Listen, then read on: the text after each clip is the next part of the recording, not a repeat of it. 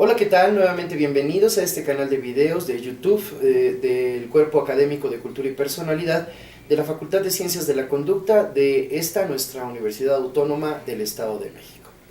En esta ocasión me resulta otra vez muy placentero recibir nuevamente al maestro Saúl Urcid Velarde, que tiene una maestría en sexualidad humana y además es psicólogo, y lo invitamos porque a partir del video anterior que subimos en el que él participó y en el que tenemos arriba acerca de sexualidad de adolescente que nos favoreció, bueno, que nos dio la maestra Teresa Hurtado de Mendoza, ha habido muchas inquietudes entre nuestros suscriptores y algunos de ellos nos han preguntado por qué nos apareamos, por qué tenemos relaciones sexuales o coitales. Si son exclusivamente por placer o bien si son exclusivamente para reproducirnos. Algo bien interesante es que nosotros los humanos funcionamos diferente que los demás seres vivos. Y hasta donde yo tengo entendido, hay algunos seres vivos que se aparean exclusivamente para la reproducción, para contribuir a la conservación de la especie. ¿Qué sucede en el ser humano? ¿Es solo este el objetivo o también el placer ha llegado a tener un lugar importante en nuestras vidas? Bien, en este sentido, cuando nosotros hablamos de la sexualidad, se entiende como un elemento que va encaminado a la reproducción, pero este entendimiento viene registrado, viene de alguna forma indicado por aspectos religiosos, aspectos culturales, cuando en realidad la sexualidad va más allá de esto. Si nosotros preguntamos cuál es el objetivo de la sexualidad, vamos a encontrar que muchos teóricos nos dicen la reproducción. Mas, sin embargo, el placer es el otro objetivo y es uno de los más importantes. Al final de cuentas, la gente lo que pretende es tener placer, más no reproducirse. Y entonces, pero el placer no es un evento también de carácter biológico, netamente. Le pregunto esto por lo siguiente. No siempre, cada vez que nos apareamos y eyaculamos pues dentro de la hembra, hay un embarazo. Exacto. Si esto no se diera y la hembra perdiera ese atractivo, ¿no?, que tiene, y nosotros no sintiéramos bonito cuando nos apareamos, difícilmente regresaríamos al apareamiento para intentar preñarla en una segunda o tercera oportunidad. Parece ser que ese sentir bonito precisamente es aquello que nos lleva a estar continuamente en ese apareamiento para que la hembra en algún momento quede embarazada. ¿Podría esto asociarse con la presencia del placer o bien ya tiene que ver con un desarrollo cognitivo, de imaginación, de ideales por parte del ser humano? ¿Usted cómo lo ve, maestro? Bien, yo creo que en ese sentido no hay que perder de vista en sí cuál es el objetivo de la relación de pareja o cuál es su objetivo como relación de pareja. ¿Va a ser la reproducción o va a ser el placer? Sabemos que... O ambas, ¿no? O ambas. Actualmente ya hemos visto que esto ha cambiado demasiado. Ya los jóvenes cada vez piensan menos en tener hijos. Y como que aquí la sexualidad se retoma y resurge así como que entonces ¿para qué está diseñada? Si lo vemos por cultura, reitero, se nos ha enseñado que el mantener la relación va encaminada a la procreación, pero realmente pensar que es únicamente de sus funciones, yo siento que es un error bastante serio. En este sentido, el hecho de que se eyacule está asociado muchas veces a lo que llamamos reproducción. Cuando es por placer, no necesariamente se tiene que presentar la eyaculación, cabe aclarar. Entonces, ¿qué pasa o qué pasaría, por ejemplo, en aquellas personas que por alguna razón biológica no puedan fecundar? Su relación va encaminada a la reproducción o su relación va encaminada al placer. Aquí tendríamos que preguntar a la gente cuál es su objetivo en ese momento. ¿Usted cree que hay objetivos? ¿Se orientaría fundamentalmente al placer antes que a la reproducción? Porque fíjese, algo interesante es que en este momento, 2014, la cantidad de embarazos no deseados y de adolescentes embarazadas se ha incrementado. Puede ser que tenga relación con la sobrepoblación, claro está, pero cada vez hay más apertura sexual. ¿Usted cree que haya un objetivo en particular? Sí lo hay, pero aquí el problema es diferente. Aquí carecemos de una educación para la sexualidad. A nosotros cada vez hay más información sobre metodología anticonceptiva, la encontramos en muchos lugares, es accesible, pero uno de los problemas también es que no sabemos utilizarla. Aquí estamos hablando de un problema un tanto diferente. El hecho es de que yo pueda tener acceso a la información y el otro es que la sepa utilizar. Si nosotros hacemos encuestas, investigaciones como hemos hecho aquí en la universidad o trabajos de tesis de algunos alumnos a nivel universitario, incluso refieren que el problema de la madre adolescente se debe a no saber utilizar la metodología anticonceptiva. La inocencia, ¿no? O sea, más bien la falta de información, de cómo se manejan. Nosotros vamos a las conferencias y nos dicen, aquí está esto, pero nunca nos han dicho cómo se utiliza, cómo utilizarlo. Entonces tenemos que trabajar en educar primero a la gente de cómo utilizar la metodología anticonceptiva, y esta parte del objetivo dentro de la sexualidad es para saber como parejas qué queremos. ¿Va a haber hijos? Entonces los planeamos. No va a haber hijos, también planeamos y acudimos al especialista que nos dé el método más conveniente. Entonces hay que educarnos en el área de la sexualidad, porque a pesar de que estamos en el 2014, sigue habiendo muchos mitos, prejuicios y tabús en torno a la sexualidad. Bueno, de hecho, uno de los grandes problemas es que si uno le dice a los jóvenes, bueno, pues sí, o sea, aparéate con tu novia, hazlo por placer, pero cuídate, de alguna manera va en contra de una propuesta moralista, ¿verdad? Correcto. O sea, entonces, ¿qué tan conveniente sería favorecer este tipo de encuentros sexuales? De ir por el placer, pero no comprometerse en términos de un embarazo o de una infección, claro está, ¿no? Pues más que favorecer, yo creo que la decisión del que se detenga o no la relación coital depende de la pareja. Lo que debemos de estar procurando es de que si deciden tomar la relación o tener su relación, tengan y vean las consecuencias que puede tener si no hay una protección o una enfermedad o el embarazo no planeado, porque incluso manejamos embarazo no deseado cuando es un concepto un tanto hasta diferente o erróneo de lo que sería el objetivo de la relación, ¿no? En este caso hablaríamos de un embarazo no planeado. Entonces aquí tendremos que educar en diferentes niveles. Uno, metodología anticonceptiva, pero diciéndoles cómo se utiliza. Ellos saben que existen muchos, pero no lo saben utilizar. La otra parte que tenemos que trabajar es, desde el punto de vista, la sexualidad tiene dos funciones, placer y reproducción. Exacto. Si es placer, tienes que tener estos cuidados por esto y esto. En ese sentido tendremos que estar trabajando, es decir, educar. Si va a ser por placer, tomen en este caso las providencias necesarias para evitar un embarazo no planeado o evitar una enfermedad de transmisión. En caso de que sea reproductivo, ya ellos tendrán su plan de vida, su proyecto de vida, de carrera, etcétera, y con base a ello ellos decidirán en qué momento se embarazan, ¿no?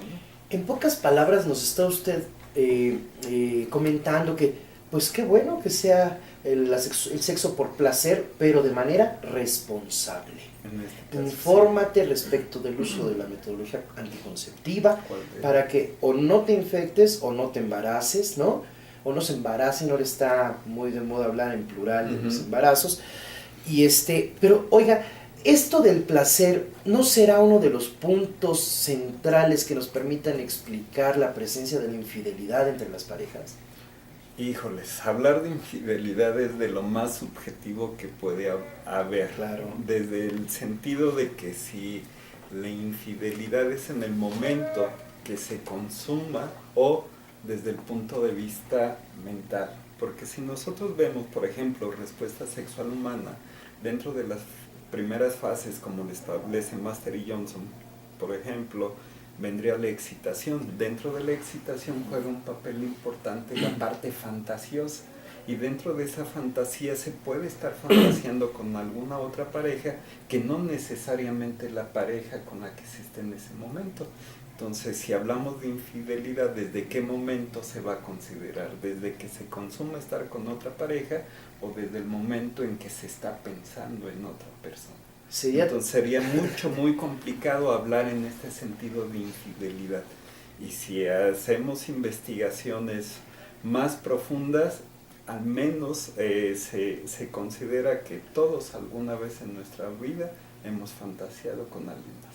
Así que somos infieles por pensamiento, palabra, obra u omisión, o sea, de todas maneras somos infieles. Fíjese que el otro día estábamos escribiendo precisamente un artículo sobre infidelidad y comentamos ahí que la infidelidad biológica como tal no existe. Ahí más bien es un apareamiento múltiple que favorece el fortalecimiento de los sistemas inmunológicos y genera crías más fortalecidas, ¿no? Exacto. Y en el biológico al hombre se le puede antojar, voy a utilizar ese término, estar con alguna u otras, y a la mujer lo mismo le puede suceder. Más bien la infidelidad, que es dejar de tener fe, confianza en la pareja, tiene un trasfondo de carácter psicosociocultural, ¿no es así?